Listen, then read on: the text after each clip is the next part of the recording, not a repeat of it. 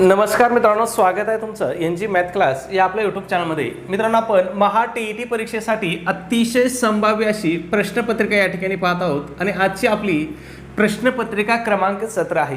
ही प्रश्नपत्रिका आपण आतापर्यंत झालेल्या ज्या काही टी परीक्षा आहेत त्या परीक्षेच्या प्रश्नपत्रिकांचं विश्लेषणावर आधारित अशी ही प्रश्नपत्रिका तयार केलेली आहे. त्यामुळे ही परीक्षेच्या दृष्टीने अतिशय इम्पॉर्टंट, अतिशय महत्त्वपूर्ण अशी ही प्रश्नपत्रिका आहे. ठीक आहे. मग या ठिकाणी आपला पहिला प्रश्न बघा. पिकलेले फळ खाली पडले या वाक्यातील पिकलेले हे कोणत्या प्रकारचं विशेषण आहे? आता काय विचारलंय की पिकलेले हा शब्द या वाक्यामध्ये काय आलाय? विशेषण म्हणून आलाय. मग तो शब्द कोणत्या प्रकारचं विशेषण आहे हे आलाय. ऑप्शन दिलेत पहा आपल्याला. नाम साधित, अव्यय साधित, धातू साधित आणि सार्वनामिक. खूप सोपं आहे. मग पिकलेला हा शब्द मूळ काय बघा, तर पिकलेला हा शब्द मूळ पीक या धातूपासून तयार झालाय. पीक या धातूला लेले हा प्रत्यय लागून काय झालाय? पिकलेला हा शब्द तयार झालाय. मग हा शब्द धातूपासून बनलाय. कशापासून बनलाय? धातूपासून बनलाय. म्हणून हे काय आहे? तर हे धातू साधित विशेषण आहे. खूप सोपं आहे. धातूपासून बनलाय म्हणून त्याला काय म्हणतात? धातू साधित विशेषण म्हणतात. नाम साधित विशेषण कधी असतंय? तर जर ते नामापासून बनलेलं असेल, पहा नामापासून बनलेलं विशेषण असेल तर त्याला नाम साधित म्हणतात. उदाहरणार्थ पहा, सातारी पेढे या वाक्यामधलं पहा, सातारी हे काय आहे? तर हे नाम साधित विशेषण आहे. का? तर ते सातारा या नामापासून बनलं आहे म्हणून हे नाम साधित विशेषण आहे. त्याच्यानंतर पहा, अव्यय साधित विशेषण म्हणजे काय? इथं पर्याय बघा, अव्यय साधित विशेषण. मग अव्ययापासून बनलेलं जे विशेषण असतं त्याला काय म्हणतात? अव्यय साधित म्हणतात. मग बघा, वरचा मजला. आता वर हे काय बघा, वर हे अव्यय आहे, पण या वाक्यामध्ये मजला या नामाबद्दल ते काय करतंय? विशेष माहिती सांगते म्हणून ते विशेषणाचं काम करतंय. मग अव्ययापासून विशेषण बनले म्हणून हे काय आहे? अव्यय साधित विशेषण आहे. ठीक आहे. खूप सोपं आहे, परंतु परीक्षेमध्ये आपल्याला यावरती वारंवार काय केले जातात? प्रश्न त्या ठिकाणी विचारले जातात. ठीक आहे. पुढे जाऊया आपल्या 2 नंबरच्या प्रश्नाकडे. काय विचारले बघा. मनोरथ या योग्य संधीचा विग्रह ओळखा. मित्रांनो, हा मनोरथ हा तो शब्द आहे ना, हा शब्द आपल्याला 4 ते 5 वेळेस परीक्षेमध्ये विचारलेला आहे. आपण पण याच्या आधी घेतला होता, आपल्याकडून सुद्धा रिपीट झाला आहे, परंतु परीक्षेमध्येच हा प्रश्न वारंवार विचारला जातो, त्यामुळे खूप महत्त्वाचा आहे. मग मनोरथ या शब्दाची योग्य विग्रह काय आहे? तर मन अधिक रथ. काय? मन अधिक रथ हा या शब्दाचा योग्य रथ आहे, योग्य विसर्ग आहे. मग आता या ठिकाणी तुम्हाला लक्षात ठेवायचं आहे की मनोरथ हा शब्द कोणत्या संधी प्रकारामधला शब्द आहे, हाही प्रश्न आपल्याला विचारला जातो. मग इथं कोणती संधी आहे? तर या ठिकाणी विसर्ग संधी आहे. कोणती संधी आहे? विसर्ग संधी आहे. आणि कोणता नियम आहे पहा, तर अ आणि पुढे र हे मृदू व्यंजन असल्यास विसर्गाचा काय होतो? उ होतो आणि तो मागील अ मध्ये मिसळून काय होतो?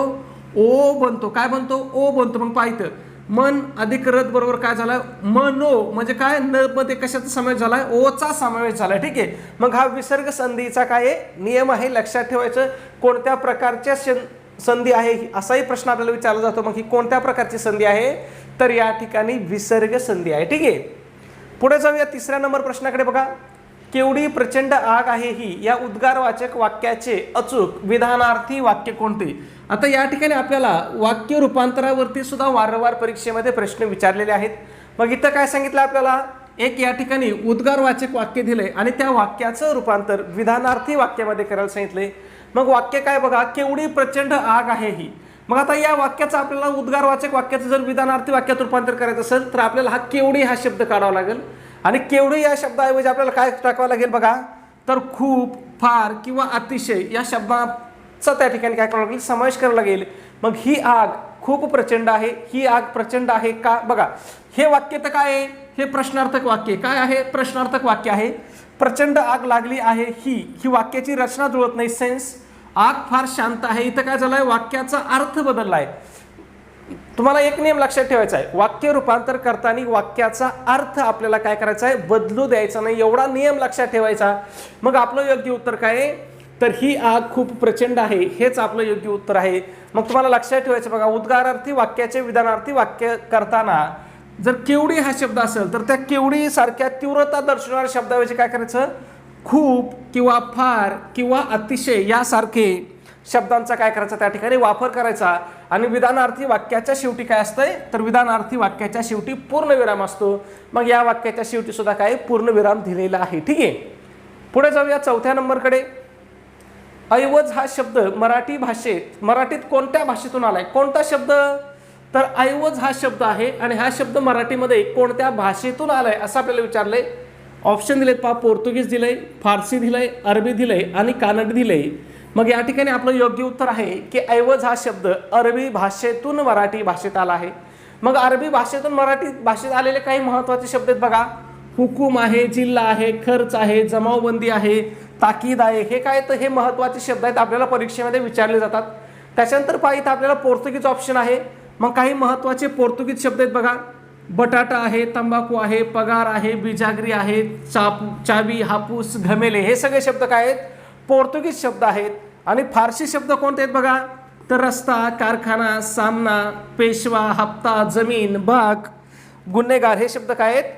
फारसी शब्द आहेत. आणि कानडी शब्द कोणते आहेत? अडकिता, भांडे, अक्का, अण्णा, तूप. हे काय आहेत? कानडी भाषेतून मराठी भाषेमध्ये आलेले शब्द आहेत. या शब्दसिद्धीवरती आपल्याला भरपूर सारे प्रश्न विचारले जातात की कोणता शब्द कोणत्या भाषेतून आलेला आहे. आणि याला काही ट्रिक्स नाही मित्रांनो, हे तुम्हाला काय करावं लागणार आहे, हे शब्द तुम्हाला पाठच करावं लागणार की कोणता शब्द कोणत्या भाषेचा आहे. जिथं ट्रिक्स आहे, जिथं पद्धत आहे तिथं पद्धत आहे, पण जिथं पद्धत नाही, जिथं ट्रिक्स नाही, तिथं तुम्हाला पाठांतराशिवाय पर्याय नाही मित्रांनो. ठीक आहे, पुढे जाऊया 5 नंबरच्या प्रश्नाकडे. पाडवा या शब्दाचे लिंग ओळखा. बघा, पाडवा हा शब्द आहे आणि या शब्दाचं आपल्याला काय करायचं सांगितलंय, लिंग ओळखायला सांगितलंय. मग पाडवा या शब्दाचा लिंग काय आहे, तर तो पुल्लिंगी शब्द आहे. ठीक आहे, परीक्षेमध्ये रिपीट झालेला प्रश्न आहे, जशाचा तसा पुन्हा तुम्हाला विचारला जाऊ शकतो, म्हणून लक्षात ठेवायचंय. पुढे जाऊया 6 नंबर. मुलांनी शिक्षकांना प्रश्न विचारला, या वाक्यातील मुख्य कर्म कोणते. आता काय विचारलं, आपल्याला एक वाक्य दिलंय आणि त्या वाक्यातील मुख्य कर्म विचारलंय. मुख्य कर्मालाच काय म्हणतात, तर मुख्य कर्मालाच प्रत्यक्ष कर्म म्हणतात, हे पण लक्षात ठेवायचंय. मग वाक्य काय बघा, मुलांनी शिक्षकांना प्रश्न विचारला. बघा, विचारला कोण आहे, विचारलं हे काय झालं, क्रियापद झालं. मग जर विचार या धातूला विचारणारा कोण असा जर प्रत्यय लावला, आपण प्रश्न विचारला, तर काय होईल, विचारणारे कोण आहेत, मुलं आहेत. म्हणजे मुलं कोण झाले या वाक्यामध्ये, कर्ता झाले. बरोबर, मुलं कोण झाले, कर्ता झाले. मग विचारण्याची क्रिया कोणावर घडली, शिक्षकावरती आणि प्रश्नावरती.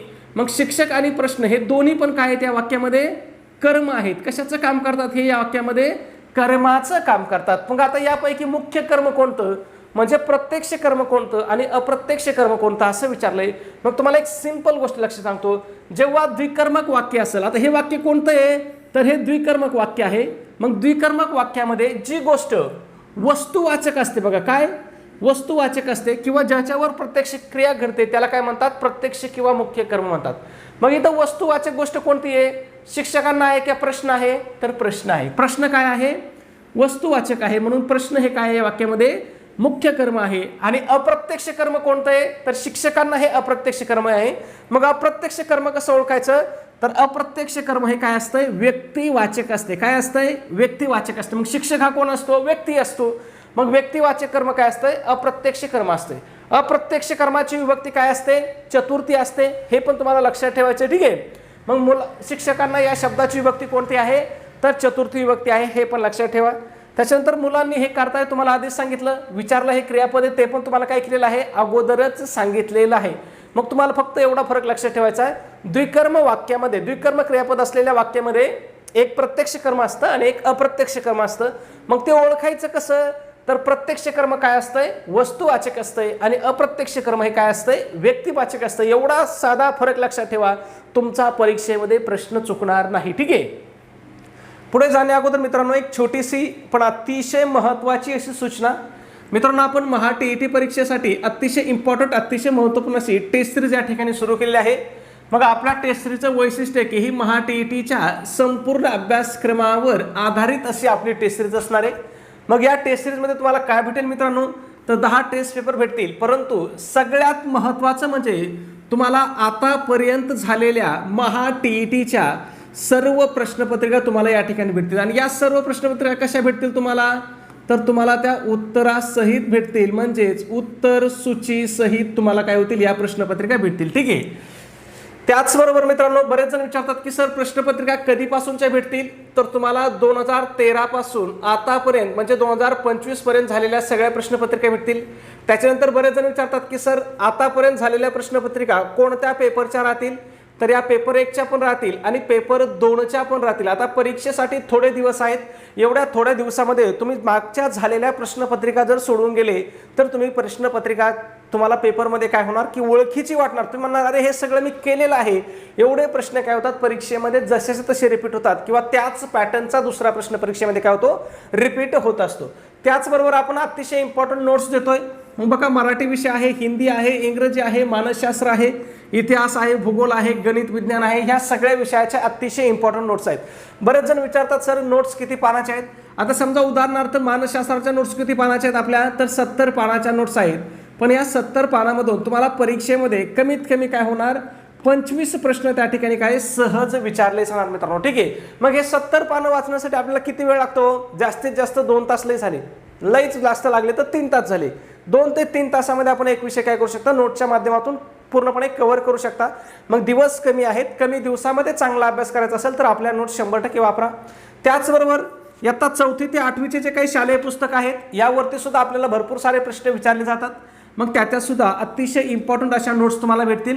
मग त्यामध्ये इतिहास असेल, भूगोल असेल, राज्यशास्त्र असेल, विज्ञान असेल, हे सगळ्या विषयांचा त्या ठिकाणी काय केलेला असेल समावेश केलेला असेल. ठीक आहे. मग तुम्ही परीक्षेला जाता जाता फक्त एवढाच जरी अभ्यास करून गेले तरी तुम्ही परीक्षेला काय करू शकता 100 पेक्षा जास्त मार्क त्या ठिकाणी सहज मिळवू शकता. ठीक आहे. मग मित्रांनो याची किंमत किती आहे तर 200 रुपये किंमत आहे. परंतु त्यामध्ये सुद्धा आपली ऑफर चालू आहे. ऑफरनुसार जर तुम्ही आज आपली टेस्ट सिरीज घेतली तर ती तुम्हाला फक्त आणि फक्त 139 रुपयाला भेटणार आहे.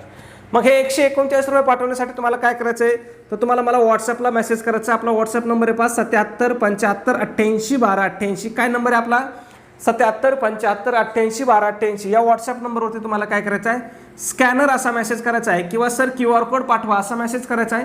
मग त्या ठिकाणी तुम्हाला स्कॅनर पाठवलं जाईल. त्या स्कॅनरवरती तुम्हाला काय करायचं आहे 139 रुपये तुम्हाला त्या ठिकाणी पाठवायचे आहेत. ज्यांना स्कॅनरवरती पैसे पाठवता येत नाही त्यांनी डायरेक्ट गुगल पे फोन पे केला तरी चालेल. नंबर आहे आपला 96 89 14 16 30. या नंबरवरती डायरेक्ट गुगल पे फोन पे केला तरी चालेल. ठीक आहे. फक्त काय करायचं तुम्हाला 139 रुपये पाठवल्यावरती म्हणजे पेमेंट केल्यावरती काय करायचं आहे त्याचा एक स्क्रीनशॉट काढायचा आहे आणि तो स्क्रीनशॉट काय करायचा आहे मला व्हॉट्सअपला पाठवायचा आहे. व्हॉट्सअप नंबर कोणता आहे आपला तर लक्षात ठेवायचं 77 75 88 12 88 हा आपला व्हॉट्सअप नंबर आहे आणि 96 89 14 16 30 हा आपला गुगल पे फोन पे नंबर आहे. दोन्ही मधला फरक लक्षात ठेवायचा आहे. पैसे पाठवले मला स्क्रीनशॉट टाका. स्क्रीनशॉट टाकल्याबरोबर 5 मिनिटाच्या आतमध्ये तुम्हाला काय केलं जाईल व्हॉट्सअपवरती संपूर्ण स्टडी मटेरियल हे PDF फाईलच्या स्वरूपामध्ये तुम्हाला शेअर केलं जाईल. ठीक आहे. पुढे जाऊया पुढच्या प्रश्नाकडे. प्रश्न क्रमांक 7 आहे आमच्या गावात बरेच नारद आहेत. या वाक्यातील नारद हे शब्द नामाच्या कोणत्या प्रकारात वापरले आहे. आता नारद हा शब्द नामाच्या कोणत्या प्रकारामधला आहे असं आपल्याला विचारलंय. ठीक आहे. आता बघा इथं पहिलंच ऑप्शन काय दिलं आपल्याला विशेष नाम दिलंय. मग बरोबर आहे नारद हा शब्द काय आहे मूळचं काय आहे विशेष नाम आहे. नारद हा शब्द काय आहे मूळचा विशेष नाम आहे. मग आपला या ठिकाणी आपल्याला त्यांनी काय केलं असतो ट्रॅप लावलेला असतो. आपलं या ठिकाणी काय होतं 100% उत्तर चुकण्याची शक्यता जास्त असते. का तर त्यांनी विशेष नाम हा पर्याय पहिलाच दिलाय. परंतु लक्षात घ्या आमच्या गावात बरेच नारद आहेत. हे नारद म्हणजे कोण तर नारद म्हणजे कोण कळी लावणारे माणसं किंवा भांडण लावणारे माणसं. कळी लावणारे किंवा भांडण लावणारा जो काय असतो भांडण लावणारे त्यांना आपण काय म्हणतो नारद म्हणतो. मग या अर्थाने हा शब्द वापरलाय. नारद म्हणजे एखादी व्यक्ती या अर्थाने वापरलाय तो शब्द नाही तर नारद म्हणजे काय कळी किंवा भांडण लावणारे या दुसऱ्या अर्थाने हा शब्द वापरलाय. म्हणून हा शब्द काय आहे या ठिकाणी सामान्य नाम आहे. हे लक्षात ठेवा. कोणता आहे सामान्य नाम आहे. म्हणजे मराठी व्याकरण मित्रांनो वरून जेवढं सोपं दिसतं ना तेवढं बी सोपं नाही. याच्यामध्ये बरेच खच खळगे आहेत, अटी आहेत, अपवाद आहेत, नियम आहेत आणि ते तुम्हाला माहिती पाहिजे. ठीक आहे. पुढे जाऊया पुढच्या प्रश्नाकडे. 8 नंबर पुढीलपैकी शुद्ध शब्द कोणता. मग आपल्याला एक शारीरिक शब्द दिलाय आणि तो शुद्ध स्वरूपामध्ये कोणता आहे असं आपल्याला विचारलंय. मग या ठिकाणी पर्याय क्रमांक 2 हे आपलं उत्तर योग्य आहे. तुम्हाला लक्षात ठेवा आता हे जे शुद्ध शब्द आहेत ना मित्रांनो हे शुद्ध शब्द तुम्हाला परीक्षेमध्ये बरेचसे रिपीट होतात. मग जसं परीक्षा शब्द असेल किंवा आशीर्वाद शब्द असेल हा शारीरिक शब्द असेल म्हणजे असे काही शब्द आहेत की जे शब्द काय होत आहेत परीक्षेमध्ये वारंवार रिपीट होत आहेत. मग तुम्हाला लक्षात काय ठेवायचं बघा पहिल्या र ला दुसरी वेलांटी आहे आणि दुसऱ्या र ला पहिली वेलांटी आहे एवढं लक्षात ठेवायचं. ठीक आहे. पुढे जाऊया 9 नंबरला. मुले घरी गेली या वाक्यातील आख्याताचा प्रकार ओळखा. आता काय सांगितलंय मुले घरी गेली या वाक्यामध्ये कोणता आख्यात आलाय हे आपल्याला विचारलं. मग बघा ई आख्यात, ला आख्यात, उ आख्यात किंवा वा आख्यात. मग बघा या ठिकाणी भूतकाळी क्रियापदाच्या शेवटी जर ला, ली, ले, ल्या यापैकी जर प्रत्यय असेल तर त्या वाक्यामध्ये काय असतो, ला आख्यात असतो. मग इथं कोणता प्रत्यय बघा बरं, ली प्रत्यय आहे. मग बघा ला ली ले ल्यापैकी आहे, म्हणजे हा कोणता आख्यात आहे, तर हा ला आख्यात आहे. ई आख्यात कधी असतो, तर वाक्यामध्ये जर रीती भूतकाळ असेल, उदाहरणार्थ पहा तो करी, ठीक आहे, म्हणजे ई प्रत्यय लागलेला असेल तर त्या ठिकाणी काय असतो, ई आख्यात असतो. वा आख्यात कधी असतो, जर ते विद्यार्थी वाक्य असेल. आता विद्यार्थी वाक्यामध्ये कोणते प्रत्यय असतात पहा, वा वी आणि वे. वा वी वे जर प्रत्यय असतील तर त्या ठिकाणी कोणतं वाक्य कोणता आख्यात असतोय, तर वा आख्यात असतो, हे लक्षात ठेवायचं. ठीक आहे, या आख्यातावरती सुद्धा आपल्याला परीक्षेमध्ये प्रश्न विचारले जातात. आणि तुम्ही दुसरे कोणाचेही बघा, हे तुम्हाला आख्यात विख्यात इतक्या बारीक बारीक प्रश्न कोणीही घेत नाही, यांचा कोणीही या छोट्या छोट्या प्रकरणाचा कोणीही समावेश करत नाही. पण आपण तुम्हाला काय करतो, अगदी बेसिक ते ॲडव्हान्स पर्यंतच्या सगळ्या प्रश्नांचा या ठिकाणी काय करतो, आपल्या प्रश्नपत्रिकेमध्ये समावेश करतो, कारण जेणेकरून तुम्हाला परीक्षेमध्ये हे प्रश्न सोपे वाटावे. ठीक आहे, पुढचा प्रश्न बघा. हा प्रश्न सुद्धा काय गुगली प्रश्न आहे, म्हणजे उत्तर आलं तर आलं, नाही तर क्लीन बोर्ड होण्याचं सुद्धा काही जास्त शक्यता असते. मग बघा, राजाला मुकुट शोभतो, या वाक्यातील कर्ता ओळखा. पहिल्या नजरेत आपल्याला काय वाटतं, या वाक्यामध्ये कर्ता कोण आहे, राजाला हा कर्ता आहे. आणि बघा राजाला हे त्यांनी काय केले, पर्याय क्रमांक ए दिलाय, मग याच्यात चुकीचं आहे. तुम्हाला मी कर्ता कसा शोधायचा हे 1 मिनिटात सांगतो. बघा आता या ठिकाणी बघा, क्रियापद काय आहे, शोभतो आहे. मग याच्यामध्ये मूळ धातू कोणता आहे बघा, तर मूळ धातू काय आहे, शोभ हा मूळ धातू आहे. मग मूळ धातूला, क्रियापदामधल्या मूळ धातूला काय आहे, नारा हा प्रत्यय लावायचा आणि पुढे त्याला कोण असा प्रश्न विचारायचा. मग शोभणारा कोण, शोभणारा कोण असा जर प्रश्न विचारला तर कोण आहे शोभणारा, तर शोभणारा मुकुट आहे. कोण आहे, मुकुट आहे. म्हणून या वाक्यामध्ये कर्ता कोण आहे, तर मुकुट कर्ता आहे. लक्षात आलं, कर्ता शोधायचं खूप सोपं आहे. क्रियापदाचा मूळ धातू घ्यायचा आणि त्याला नारा हा प्रत्यय लावायचा आणि प्रश्न विचारायचा की शोभणारा कोण. मग शोभणारा कोण आहे, राजा आहे का मुकुट आहे, मुकुट आहे. म्हणून या वाक्यामध्ये कर्ता मुकुट आहे. बऱ्याच वेळेस आपल्याला पहिल्या नजरेने प्रश्न वाचला की आपल्याला वाटतं राजा कर्ता आहे, आपण उत्तर लिहून देतो आणि घरी आल्यावर कळतं आपला प्रश्न काय झालाय, चुकलेला आहे. मग राजाला हा शब्द काय या ठिकाणी, तर हा चतुर्थी विभक्तीमध्ये आलेला शब्द आहे. ठीक आहे, पुढे जाऊया. प्रश्न क्रमांक 11, तुला काय हवे आहे, या वाक्याच्या शेवटी कोणते विराम चिन्ह आहे. बघा, तुला काय हवे आहे, या वाक्यामध्ये काय केलंय, ह्या कायचं काम काय आहे, तर हा काय माहिती विचारण्यासाठी, प्रश्न विचारण्यासाठी आलाय. मग प्रश्न विचारण्यासाठी आलेल्या वाक्यामध्ये शेवटी कोणतं चिन्ह असतंय, तर शेवटी प्रश्नचिन्ह असते. कोणतं चिन्ह असतंय, प्रश्नचिन्ह असतं. हे तुम्हाला बेसिक गोष्ट माहिती आहे. ठीक आहे, पुढे बघा. पायाखाली रान घालीत सारे, या ओळीतील क्रियापदाचा प्रकार कोणता. पायाखाली रान घालीत सारे. बघा इथं क्रियापद काय आहे, अर्थ पूर्ण करण्यासाठी 2 शब्द लागलेत. कोणते, घालीत आणि सारे. या 2 शब्दांनी मिळून काय झालंय, हे क्रियापद तयार झालंय. मग जेव्हा क्रियापद 2 शब्दांनी मिळून तयार होतं तेव्हा ते कोणतं क्रियापद असतं, तर ते संयुक्त क्रियापद असतं. मग या ठिकाणी बघा, हे घालीत काय आहे, तर हे घालीत काय आहे, हे घालीत धातू साधित आहे. आणि हे सारे काय आहे, तर सारे संयुक्त क्रियापद आहे. सॉरी, सारे हे काय आहे, संयुक्त क्रियापद नाही, सारे हे काय आहे, सहाय्यक क्रियापद आहे. ठीक आहे, काय आहे, सहाय्यक क्रियापद आहे. त्या ठिकाणी टायपिंग मिस्टेक झालेली आहे. संयुक्त, सारे हे काय आहे, सहाय्यक क्रियापद आहे. मग बघा, धातू साधिक अधिक सहाय्यक क्रियापद मिळून काय तयार होतं, तर मिळून संयुक्त क्रियापद तयार होतं. म्हणून या ठिकाणी घालीत सारे हे काय आहे, तर हे संयुक्त क्रियापद आहे. नुसतं घालीत हे काय आहे, तर ते धातू साधित आहे. धातू साधितालाच काय म्हणतात, कृदंत म्हणतात. आणि सारे हे काय आहे, तर सारे हे सहाय्यक क्रियापद आहे. म्हणजे ते काय करतंय, घालीतला अर्थ पूर्ण करण्यासाठी काय करतंय, मदत करतंय. अजून याचे उदाहरण बघा. घालून देणे, खाऊन टाकणे, हे दोन्ही पण काय आहेत, तर हे संयुक्त क्रियापद आहेत. मग याच्यामधला घालून काय आहे, धातू साधित आहे. आणि देणे हे काय आहे, सहाय्यक क्रियापद आहे. खाऊन हे काय आहे, धातू साधित आहे. टाकणे हे काय आहे, तर टाकणे हे सहाय्यक क्रियापद आहे. ठीक आहे, फरक लक्षात ठेवायचा आहे. त्याच्यानंतर बघा, सिद्ध क्रियापद किंवा सिद्ध धातू कसून असतात, तर मूळ धातूपासून बनलेल्या शब्दाला काय म्हणतात, सिद्ध धातू म्हणतात. आणि सिद्ध धातूपासून बनलेल्या क्रियापदाला काय म्हणतात, सिद्ध क्रियापद म्हणतात. मग उदाहरणार्थ बघा, जा, बस, उठ, करे, म्हणजे बसला, उठला, हे काय आहेत, मूळ क्रियापद आहेत किंवा सिद्ध धातू आहेत. पुढे जाऊया 13 नंबरकडे. जिव्हाळा हा शब्द नामाच्या कोणत्या प्रकारामध्ये मोडतो. विशेष नाम, सामान्य नाम, भाववाचक नाम आणि धातू साधित नाम. तुम्हाला सगळ्यांना माहिती आहे जिव्हाळा म्हणजे कोणतं नाम आहे, तर त्या ठिकाणी भाववाचक नाम आहे. मग भाववाचक नाम काय म्हणतात, कशाला म्हणतात, तर ज्या शब्दाने प्राण्यामधील किंवा वस्तूमधील पहा गुण, धर्म किंवा भाव यांचा बोध होतो त्याला काय म्हणतात, भाववाचक नाम म्हणतात. विशेष नाम हे कसं असतंय, तर विशेष नाम हे व्यक्तीचा किंवा विशिष्ट वस्तूचा बोध करून देतं. म्हणजे व्यक्तिवाचक असतंय त्याला काय म्हणतो आपण, विशेष नाम म्हणतो आणि सामान्य नाम काय करतो तर एकाच जातीच्या घटकांचा बोध करून देतो. मग सामान्य नाम काय असतंय जातीवाचक असतंय, विशेष नाम हे काय असतंय व्यक्तिवाचक असतंय. हा फरक लक्षात ठेवायचा, त्याच्यावरती सुद्धा आपल्याला परीक्षेत प्रश्न विचारलेले आहेत. पुढचा प्रश्न बघण्या अगोदर मित्रांनो एक विनंती आहे, कृपया करून आपल्या व्हिडिओला काय करत चला एक लाईक करत चला मित्रांनो, कारण आपण खूप मेहनत घेऊन तुमच्यासाठी काय करत आहोत व्हिडिओ बनवत आहोत. ठीक आहे. मग या ठिकाणी बघा आज्ञार्थी वाक्यावरून खालीलपैकी कोणत्या गोष्टीचा बोध होत नाही. प्रश्न वाचताना व्यवस्थित वाचायचा. काय विचारलंय कोणत्या गोष्टीचा बोध होत नाही असं विचारलंय आपल्याला. कशावरून तर आज्ञार्थी वाक्यावरून. मग बघा प्रार्थना, आशीर्वाद, कर्तव्य आणि उपदेश, मग यापैकी कशाचा बोध होत नाही तर कर्तव्याचा बोध होत नाही. कर्तव्याचा बोध कशातून होतो पहा तर कर्तव्य असेल, योग्यता असेल किंवा इच्छा असेल यांचा बोध काय विद्यार्थी नाही विद्यार्थी इथं काना नसतोय, विद्यार्थी क्रियापदामधून काय होतो कर्तव्य, योग्यता किंवा इच्छा यांचा बोध होतो. आणि विद्यार्थी क्रियापदाला कोणते प्रत्यय असतात हे तुम्हाला मी वारंवार सांगतोय. वा, वी, वे हे जर प्रत्यय असेल तर ते क्रियापद काय असतंय विद्यार्थी असते. त्याच्यानंतर बघा मग आज्ञार्थी क्रियापदामधून कशाचा बोध होतो प्रार्थनेचा बोध होतो, आशीर्वादाचा बोध होतो किंवा उपदेशाचा बोध होतो आणि आज्ञाचा बोध होतो. म्हणजे आज्ञा, प्रार्थना, आशीर्वाद किंवा उपदेश असेल तर त्या ठिकाणी कोणतं वाक्य असते आज्ञार्थी वाक्य असते. पुढे जाऊया 15 नंबर.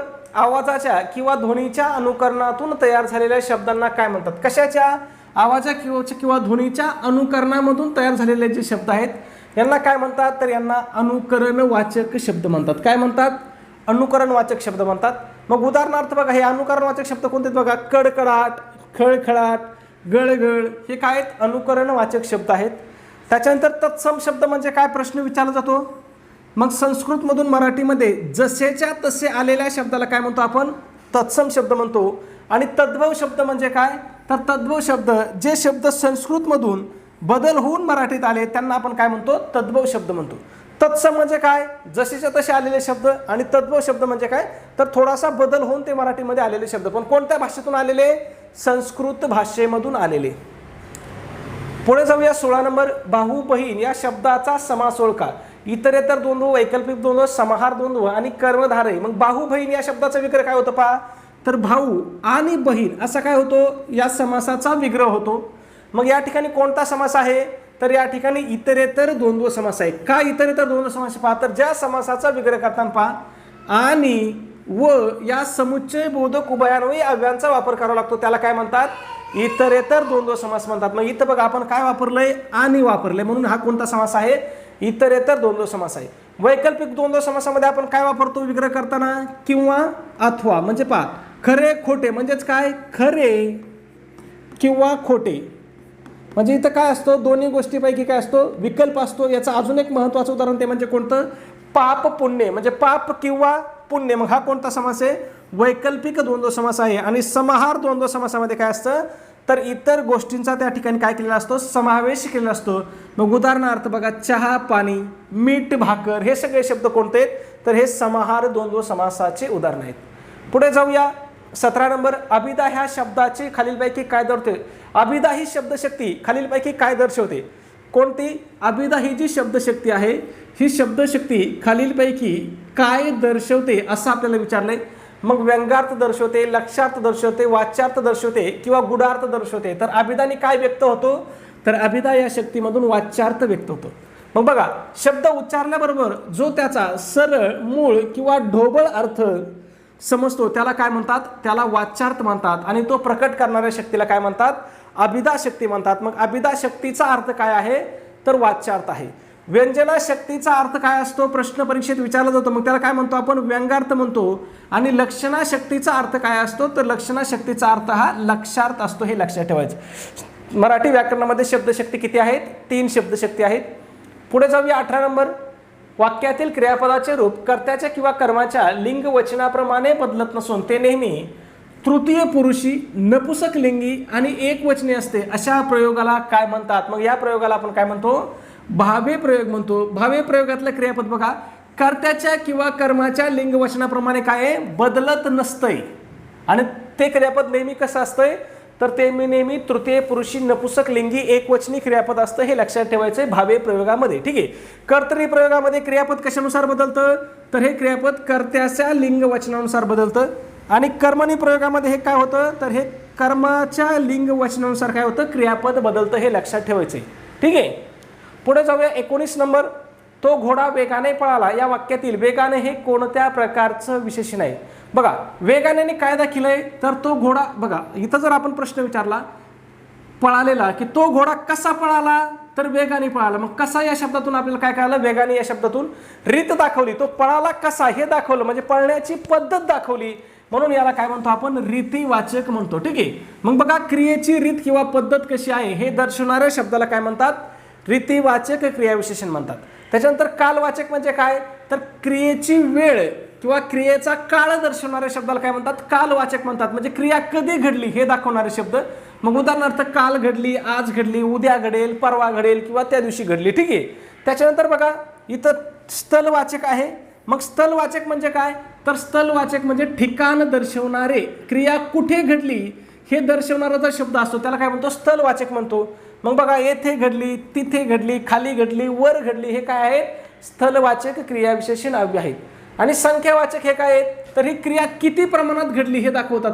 ठीक आहे. मग 2दा घडली, 3दा घडली, 5दा घडली, 4दा, हे काय आहेत, हे संख्यावाचक क्रियाविशेषण झाले. ठीक आहे.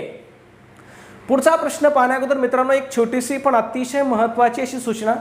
मित्रांनो, आपण महा TET परीक्षा 2026 साठी अतिशय इम्पॉर्टंट, अतिशय महत्त्वपूर्ण असा रेकॉर्डेड स्वरूपाचा कोर्स या ठिकाणी सुरू केलेला आहे. त्यामध्ये आपले कोणते विषय असतील तर या कोर्समध्ये किंवा बॅचमध्ये, तर बालमानसशास्त्र व अध्यापनशास्त्र आणि मराठी व्याकरण हे महा TET साठीचे सगळ्यात महत्त्वाचे 2 विषय या ठिकाणी पूर्णपणे कव्हर केले जातील. मग या ठिकाणी काय असेल, आता आपण 2च विषय का, तर आता परीक्षेसाठी आपल्याला दिवस थोडे राहिलेत. अगदी शेवटच्या 8 दिवसामध्ये सुद्धा तुम्ही काय करू शकताय, हे 2 विषय आपल्या बॅचच्या माध्यमातून कव्हर करू शकताय. जर तुम्हाला असं वाटत असेल की माझा अभ्यास झाला नाही, परीक्षा तोंडावर आली, तर मी आता काय करू, तर तुमच्यासाठी बेस्ट ऑप्शन आहे, तुम्ही आपला कोर्स जॉईन करा आणि फक्त कोर्समधले लेक्चर करा. त्याच्यामध्ये बघा प्रकरणानुसार लेक्चर आहेत ते लेक्चर करा.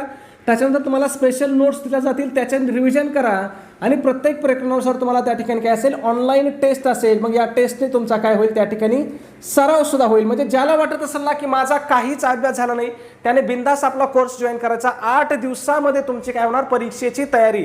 म्हणजे ह्या 2 विषयाचीच तयारी आपण अशी करणार की ह्या 2 विषयाच्या जीवावरतीच तुमची काय होणार, परीक्षा सहज पास होणार, एवढी तयारी आपण करून घेतोय. मग हे 2 विषय आपल्याला किती मार्काला असतात परीक्षेत, 60 मार्काला असतात. मग जर तुम्ही आपली बॅच जॉईन केली आणि अगदी 8 दिवस, 5-6 दिवस सुद्धा भरपूर होतात, जर तुम्ही आपल्या बॅचची तयारी केली तर तुम्हाला त्या ठिकाणी 50 पेक्षा जास्त मार्क काय होणार, 60 पैकी 100% मिळणार. ठीक आहे. मग हा कोर्स कोणासाठी उपयुक्त आहे, पेपर 1 साठी पण उपयुक्त आहे आणि पेपर 2 साठी सुद्धा काय अतिशय उपयुक्त आहे. ठीक आहे. मग कोर्सची किंमत किती मित्रांनो, तर फक्त 1000 रुपये किंमत आहे. किती विषयाची, 2 विषयाची. पण त्याच्यामध्ये सुद्धा आपली स्पेशल ऑफर चालू आहे. मग स्पेशल ऑफरनुसार जर तुम्ही आज आपला हा कोर्स घेतला तर तो तुम्हाला फक्त आणि फक्त काय होणार आहे, 499 रुपयाला तुम्हाला हा कोर्स भेटणार आहे. मग हा कोर्स कुठं असणार आहे, तर त्याच्यासाठी आपलं ॲप्लिकेशन आहे. ॲप्लिकेशनचं नाव काय पहा, NG क्लासेस या नावाने आपलं ॲप्लिकेशन आहे. व्हिडिओच्या डिस्क्रिप्शनमध्ये मी त्याची लिंक देतो किंवा तुम्ही मला व्हॉट्सअपला जर मेसेज केला 77 75 88 12 88 या नंबरवरती व्हॉट्सअपला जर मेसेज केला की सर आम्हाला ॲप्लिकेशनची लिंक पाठवा, तरी तुम्हाला त्या ठिकाणी लिंक पाठवून दिली जाईल. मग तुम्हाला ॲप्लिकेशनमध्ये काय करायचं आहे, 499 रुपये आपले अधिक 24 रुपये ॲप्लिकेशनवाल्याचे, असे तुम्हाला त्या ठिकाणी काय करायचं आहे, 523 रुपये तुम्हाला ॲप्लिकेशनमध्ये पेमेंट करायचं आहे. किंवा ज्यांना ॲप्लिकेशनमध्ये पेमेंट करता येत नाही त्यांनी डायरेक्ट गुगल पे, फोनपे केला तरी चालेल. नंबर कोणता आहे आपला, 96 89 14 16 30 या नंबरवरती किती पेमेंट करायचं आहे, तर फक्त आणि फक्त 499 रुपये तुम्हाला या नंबरवरती काय करायचं आहे, पेमेंट करायचं आहे. ठीक आहे. पेमेंट केल्यानंतर मला स्क्रीनशॉट पाठवा, मी स्वतः तुम्हाला काय करेल, आपल्या कोर्सला जॉईन करेल. मित्रांनो, दिवस कमी आहेत पण कमी दिवसामध्ये तुम्हाला तयारी करून देणारा, परीक्षा पास करण्याची 100% हमी देणारा आपला असा काय असणार आहे, हा कोर्स असणार आहे. ठीक आहे. पुढचा प्रश्न आहे पहा आपला, प्रश्न क्रमांक 20 आहे. अनुनासिक वर्णांना दुसऱ्या कोणत्या नावाने ओळखलं जातं, कोणत्या वर्णांना, अनुनासिक वर्णांना. मग अनुनासिक वर्णालाच काय म्हणतात, तर परसवर्ण म्हणतात. काय म्हणतात, परसवर्ण म्हणतात. त्याच्यानंतर बघा, अंत्यस्थ कोणाला म्हणतात, तर जे काही अर्धस्वर आहेत त्यांना आपण काय म्हणतो, अंतस्थ म्हणतो. हे पण लक्षात ठेवायचं. मग अर्धस्वर किती आहेत, 4 आहेत. कोणते आहेत, य र ल व, हे काय आहेत, अर्धस्वर आहेत, त्यांनाच अंतस्थ म्हणतात. उष्मे कोणाला म्हणतात, तर क्ष क्ष स यांना काय म्हणतात, उष्मे म्हणतात. आणि महाप्राण कोणाला म्हणतात, तर ह हा वर्ण काय आहे, महाप्राण आहे आणि ह युक्त जे वर्ण आहेत असे एकूण 14 वर्ण काय आहेत, महाप्राण आहेत. हे पण लक्षात ठेवायचं आहे. आकडा लक्षात ठेवायचा. परीक्षेमध्ये विचारलं जातं की किती वर्ण महाप्राण आहेत. पुढे जाऊया. तो रडताना थांबला. या वाक्यातील रडताना हे का, तो रडताना थांबला. बघा रडताना हा शब्द काय आहे, तर तो रड या धातूपासून तयार झालेला शब्द आहे. कोणत्या, रड या धातूपासून. मग धातूपासून तयार झालेल्या शब्दांना आपण काय म्हणतो, धातू साधित म्हणतो किंवा त्यालाच काय म्हणतो आपण, कृदंत म्हणतो. ठीक आहे. आणि या वाक्यामध्ये क्रियापद कोणतं आहे, तर थांबला हे क्रियापद आहे. ठीक आहे. पुढे जाऊया. प्रश्न क्रमांक 22. अर्जुनाने बाणाने मासा मारला. या वाक्यातील बाणाने या शब्दाची विभक्ती. कोणत्या शब्दाची, बाणाने या शब्दाची. मग विभक्ती ओळखायला सगळ्यात आधी काय ओळखायचं असतं, की त्या शब्दाला कोणता प्रत्यय लागलाय. मग या शब्दाला कोणता प्रत्यय लागलाय, तर ने हा प्रत्यय लागलाय.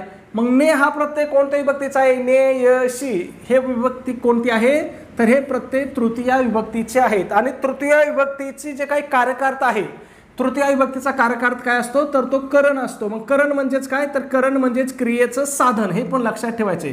त्याच्यानंतर बघा द्वितीय विभक्तीचे प्रत्यय कोणते असतात, सलाते सलानाते असतात. आणि द्वितीय विभक्तीचा कारकार्थ काय असतो, तर तो कर्म असतं. त्याच्यानंतर बघा चतुर्थी विभक्तीचे आणि द्वितीय विभक्तीचे प्रत्यय काय आहेत, सारखेच आहेत. फक्त फरक काय आहे, चतुर्थी विभक्तीचा कारकार्थ काय असतो, तर तो संप्रदान असतो. आणि पंचमी विभक्तीचे प्रत्यय कोणते आहेत, तर ऊन हून हे पंचमीचे प्रत्यय आहेत आणि त्याचा कारकार्थ काय असतो, अपादान असतो. तुम्हाला प्रत्येक विभक्तीचे प्रत्यय आणि त्याचा कारकार्थ दोन्ही लक्षात ठेवायचे. दोन्हीवरती सुद्धा आपल्याला त्या ठिकाणी प्रश्न विचारले जातात. ठीक आहे. पुढे जाऊया. 23 नंबर. उपरती होणे या वाक्यप्रचाराचा योग्य अर्थ काय. कोणत्या वाक्यप्रचाराचा अर्थ विचारलाय, की उपरती होणे या वाक्यप्रचाराचा अर्थ काय आहे. मग उपरती होणे म्हणजे काय होणे, तर पश्चाताप होणे. त्यालाच काय म्हणतो आपण, उपरती होणे. म्हणजे एखाद्या चुकीच्या कृत्याची जाणीव होऊन मनामध्ये पश्चातापाची भावना निर्माण होणे, यालाच काय म्हणतात, तर त्यालाच उपरती होणे असं म्हणतात. ठीक आहे. पुढे जाऊया. 24 नंबर. वाक्याच्या शेवटी तपशील द्यायचा असल्यास, बघा वाक्याच्या शेवटी तपशील द्यायचा असल्यास खालीलपैकी कोणते विरामचिन्ह वापरतात. मग अर्धविराम वापरतात, अपूर्ण विराम वापरतात, अपसरण चिन्ह वापरतात, की स्वल्प विराम वापरतात. मग या ठिकाणी अपूर्ण विराम वापरला जातो. कधी, वाक्याच्या शेवटी जर तपशील द्यायचा असेल तर. अपूर्ण विराम कसा असतो, तर हे जे आपण असे 2 टिंब देतो ना, त्याला काय म्हणतो आपण, अपूर्ण विराम म्हणतो. ठीक आहे. मग बघा वाक्याच्या शेवटी एखाद्या गोष्टीचा तपशील किंवा यादी द्यायची असेल तर काय केलं जातं, अपूर्ण विराम हे चिन्ह वापरलं जातं. अर्धविराम कधी वापरला जातो, तर अर्धविराम 2 छोटी वाक्य जोडण्यासाठी वापरला जातो. आणि अर्धविराम कसा असतो बघा, अशा ह्या दोन्ही मधला फरक लक्षात ठेवा. अशा प्रकारे काय असतो, हा अर्धविराम असतो. त्याच्यानंतर अपसरण चिन्ह म्हणजे काय, असे जे आपण डॅश मारतो त्याला अपसरण चिन्ह म्हणतो. मग हा कधी असतो, तर विचार मालिका तुटल्यास काय असते, अपसरण चिन्ह असते. आणि स्वल्प विराम आपण कधी देतो, तर एकाच जातीचे अनेक शब्द ज्यावेळेस आपण हे करतो त्यावेळेस त्या ठिकाणी काय करतो आपण, त्यांच्यामध्ये स्वल्प विराम देत असतो. पुढचा आणि आपला शेवटचा प्रश्न आहे 25 नंबर. पान उतारा करणे. काय, पान उतारा करणे या वाक्प्रचाराचा अर्थ काय असं विचारलंय. मग पाण्यात पोहणे, अपमान करणे, स्वागत करणे आणि पाणी पाजणे याचा जो काही योग्य अर्थ असेल तो अर्थ काय करायचा आहे मित्रांनो, तुम्हाला कमेंटमध्ये सांगायचं आहे. त्याचबरोबर चॅनलला जर तुम्ही सबस्क्राईब केलं नसेल तर लगेच सबस्क्राईब करा. व्हिडिओ आवडला असेल तर प्लीज एक लाईक करा आणि आपला व्हिडिओ तुमच्याकडे असणाऱ्या शैक्षणिक ग्रुपला किंवा तुमच्या मित्रपरिवाराला नक्की शेअर करत चला, पाठवत चला. धन्यवाद मित्रांनो.